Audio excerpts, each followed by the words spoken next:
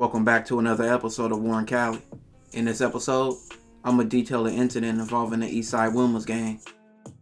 Now the Wilmas are broke up into three main sets: the East Side, the West Side, and the North Side. The Wilmas were once all together, but broke up around 1988. An Eastside Wilma member named Blanco reportedly lost his life, and the shooters just happened to be from West Side Wilmas. This would be one of the main reasons of a full-fledged war between the gangs. This would cause deadly wars all throughout Wilmington, which the Wilmas are located, and also several killings would occur for decades. The Wilmas be for other gangs like Harbor City 13, Eastside Torrance, San Pedro 13, and several other gangs. The Wilmas have been known to be a deadly gang in their area, and in December of 2021 will be no different.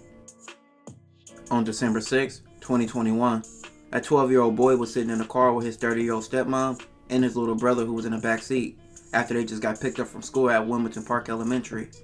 The car was shot up by another car, injuring a 12-year-old boy and his stepmom. The 12-year-old boy lost his life. A 9-year-old girl was at Wilmington Park Elementary School playing in the playground when she was struck by a stray bullet. Fortunately, she survived and was rushed to the hospital for her injuries. This was sending the community in outrage and fear for kids in the community. 12-year-old boy. He was a student here at Wilmington Park Elementary School, and another student here, a 9-year-old girl, was struck by a stray bullet playing on this blacktop when this all happened.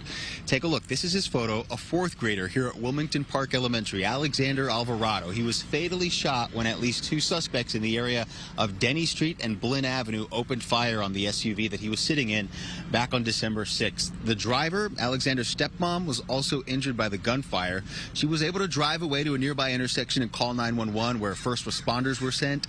12-year-old Alex unfortunately didn't survive his injuries and died at the scene. And his $20,000 reward was set to get the shooters, and the shooters wouldn't be found or arrested until almost 10 months later.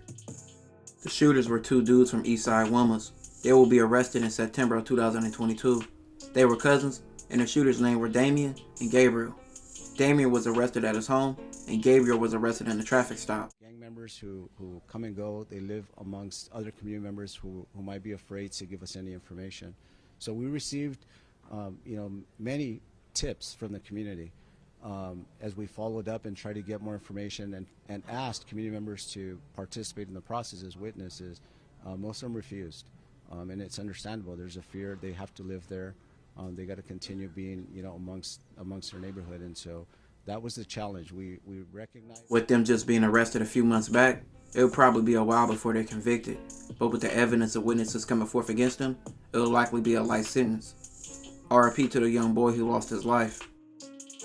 This will conclude this episode. If you haven't already, make sure you check out my previous episodes. Don't forget to like, comment, and subscribe.